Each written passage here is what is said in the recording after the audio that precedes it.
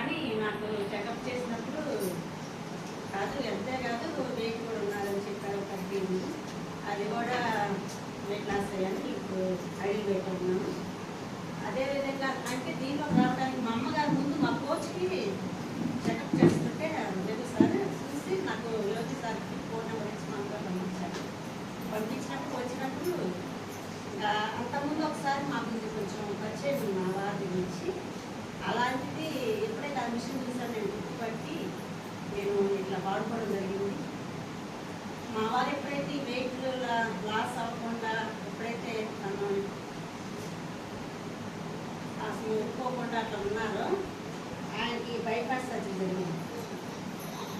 Weight loss కాకపోవడం వల్ల అంటే ఇంతకుముందు బ్రహ్మేశ్వరంలో సెటప్ చేయించాను అక్కడ క్యాంప్ పెడితే.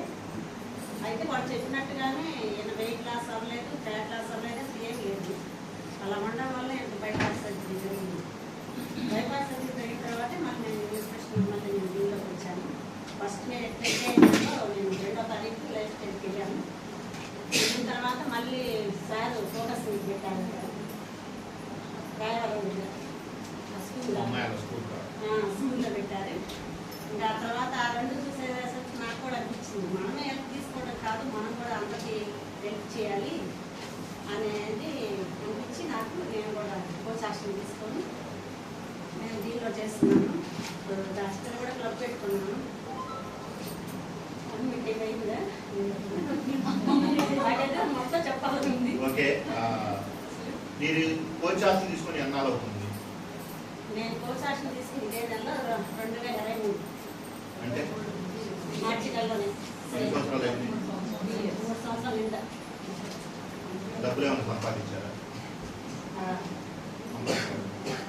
సంపాదించారు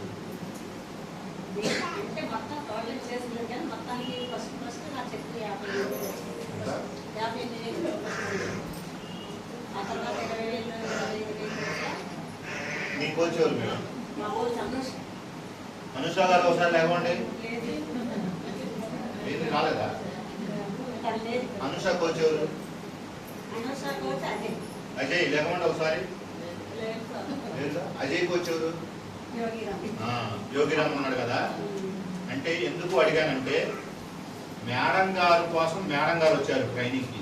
వాళ్ళ కోచ్ కోసం రాలేదు, వాళ్ళ అబ్బాయి కోసం రాలేదు. వినండి, ఏమైనా పరిచయం చేసిన వాళ్ళు ఇద్దరు ఎవరు లేరు సిస్టంలో. కానీ ఏమే ఎందుకు ఉంది అంటే ఏదో నచ్చింది అని ఉంది. అమ్మో మా కోచ్ రాలేదే, మా సార్ రాలేదే, నేను ట్రైనింగ్కు రాను అనుకుంటాం. ఈ 3 సంవత్సరాలు ఉండేది ఆ సిస్టంలో ఆరోగ్యంగా ఉండేవాళ్ళ.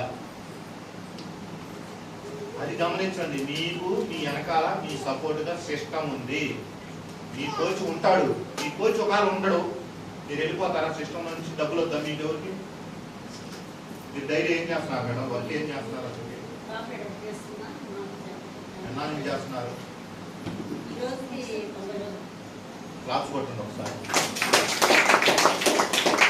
90 రోజులు అని ఎందుకు చెప్పారు మేడం గారు తెలుసా? మేడం గారికి వచ్చిందే పాంప్లెట్ వర్క్.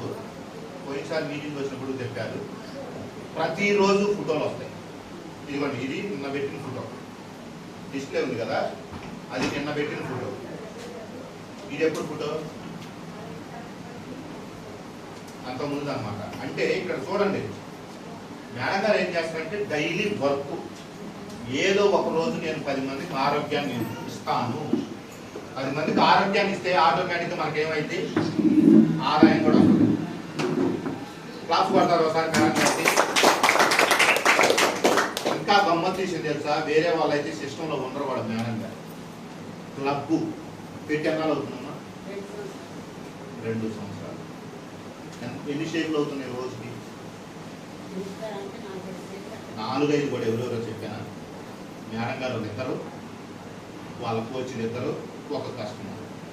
మీరు ఉంటారా క్లబ్ ఓనర్స్ 2 సంవత్సరాలు 5 షేపులు చేసుకుంటా ఉంటారా? వామ్మో వామ్మో అంటారు. కానీ ఆమె ధైర్యం ఏంటంటే నేను ఏదో ఒక రోజు సక్సెస్ అవుతాను, నాకేదో ఒక రోజు దారి చూపిస్తాడు. ఇలాగ ఎవరు ఉండరు సిస్టంలో తెలుసా? ఏముందని వెళ్ళిపోతారు. ఆమెకు నచ్చింది ఎక్కడో అది. ఓకేనా? సార్ క్లాప్స్ కొడతారా? చూసారా, గట్టిగా కొట్టాలంట మేడం గారికి.